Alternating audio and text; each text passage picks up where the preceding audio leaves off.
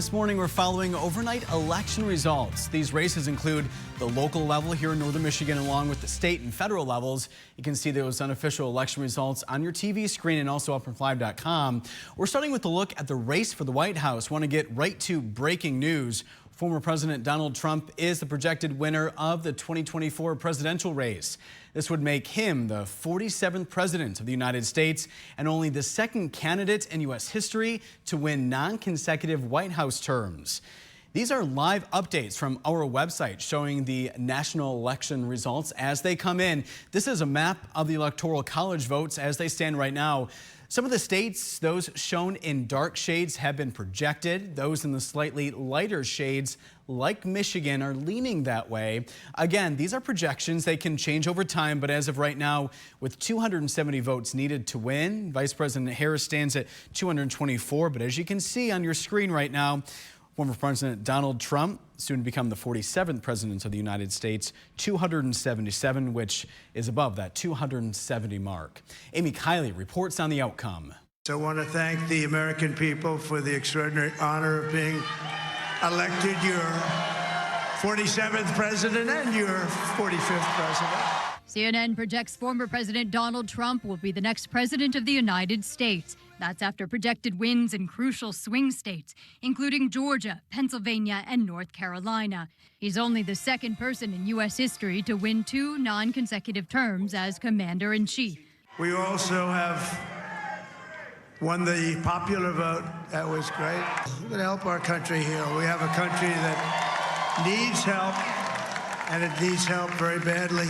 As for Vice President Kamala Harris, we will continue overnight to fight to make sure that every vote is counted, that every voice has spoken. The House is still too close to call. CNN does project Republicans have won enough Senate seats to have a majority in that chamber next year.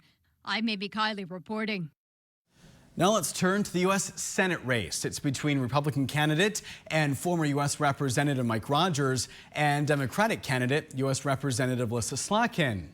Right now, Rogers stands at 49%, while Slotkin is at 48%, with 89% of the precincts reporting.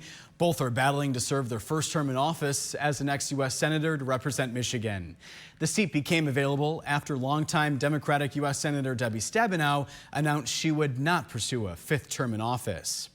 It's become one of the tightest and most watched Senate campaigns in the country. Upfront 5's Daniel Zivian is with Mike Rogers and the Republicans in downstate Novi for their election night event.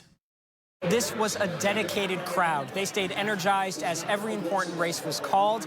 The Senate, the swing states, eventually the presidency. In Novi, the state party repeated what has become the GOP's tentpole question, whether Americans are better off now than they were 4 years ago. The campaign said they would pull through on the economy, especially with auto job losses they attribute to EV mandates. We've talked to so many people around this state, and they express the hurt and the pain that we are all going through from the last 4 years of economic hardship,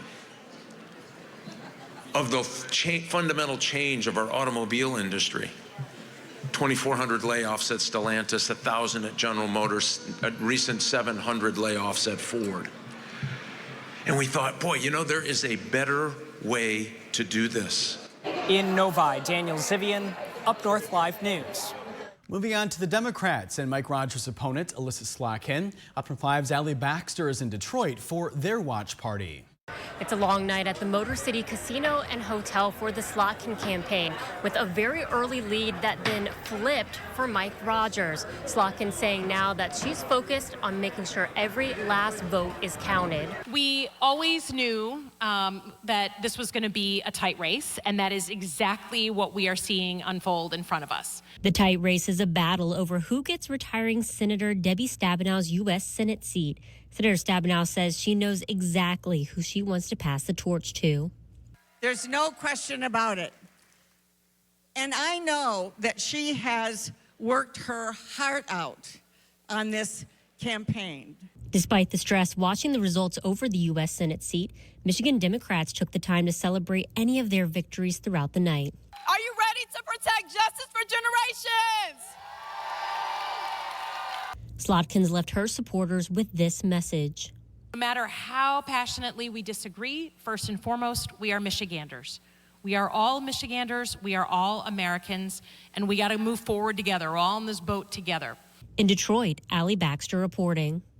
Now we're taking another live look at UpNorthLive.com. Key races in this election could change the balance of power in the Senate and House of Representatives. Currently, Democrats have a 51-49 majority in the Senate, but this election could change that. We're taking a look at where the numbers stand right now. It's a race to 51 to gain control over the Senate. Right now, Republicans lead it 52-42 for the Democrats, with 6 races yet to be called. In the U.S. House, the GOP currently holds a slim majority with 220 seats to the Democrats' 212 with 3 vacancies. This one is a race to 218. As of right now, Republicans lead it 198 to the Democrats' 180 with 57 races yet to be called. Some races in Michigan could tip the balance of power in the chamber. Up from 5's Madison Stoddard is following overnight results. She's live in the Content Center. Good morning, Madison. Good morning, Brendan. Let's start off with a look at the race for Michigan's first congressional district in the U.S. House of Representatives. The district covers 36 counties, including the entire Upper Peninsula and much of the northern part of the Lower Peninsula. The seat's been held by Republican Congressman Jack Bergman since 2017. The incumbent is running against Democratic Callie Barr, Libertarian Andrew Gale, and Liz Hakola from the Working Class Party. With a 73% chance of reporting precincts, Congressman Bergman is the projected winner. We talked with Congressman Jack Bergman last night. Let's take a listen what he had to say. My priorities going forward in this next Congress are to advance good legislation and policy, because the majority of what we do is policy that reflects a respect for the American ideal of hard work to achieve their American dream. Represent the 2nd U.S. House District in Washington, D.C. That district includes all of Berry, Clare, Gladwin, Gratiot, Ionia, Isabella, Lake, Manistee, Mason, Mecosta, Macomb, Newaygo, Oceana, and Osceola counties, as well as portions of Eaton, Kent, Midland, Muskegon, Ottawa, and Wexford counties. Incumbent Republican John Molnar will face a challenge from Michael Lynch, Ben DeYoung, and Scott Adams. With a 84% chance of reporting precincts, Congressman Molnar is the projected winner. We also caught up with him last night. Here's what he had to say. In Congress, I'm going to continue to work to make sure we secure our southern border, to cut taxes and reduce spending. And I also want to make sure that we win our strategic competition with the Chinese Communist Party. Again, I'm so grateful for the support I've received, and I look forward to getting back to work for you in Washington. Reporting live in the Content Center, Madison Stoddard, Up North Live News. Back to you, Brendan. Thanks, Madison. Control over the Michigan House is also up for grabs after Democrats took control in 2022. Let's take a look at the races we are watching closely. We'll start in District 99. It covers parts of Bay, Clare, and Gladwin counties, as well as all of Aranac, Iosco, and Ogama counties. The district is currently represented by Republican Mike Holdley. John LaRue is looking to become the first Democrat to represent the district since it was created back in 1965. With 67% of the precincts reporting, Holdley is a projected winner. Now to the 100th State House District. It includes parts of Clare and Lake counties, as well as all of Mecosta and Osceola counties. One-term incumbent Republican Tom Coons facing a challenge from Democrat Tracy Rule. With 88% of the precincts reporting, Coons is the projected winner. The 101st District covers all of Newaygo and Wexford counties and parts of Lake, Mason, and Oceana counties. Republican Joseph Fox is seeking a second term. He's running against Democrat Christopher Crane. With 66% of the precincts reporting, Fox is the projected winner. To the 102nd State House District, that includes parts of Manistee, Mason, Muskegon, and Oceana counties. The seat is currently held by one-term incumbent Republican Kurt Vanderwall. His Democratic challenger is Kathy Pellerin Mahoney. With 98% of the precincts reporting, Vanderwall is the projected winner. Taking a look now at the 103rd House District. It covers Leelanau County and parts of Benzie and Grand Traverse counties. Democrat Betsy Kafia is defending her seat against Republican Lisa Trombley.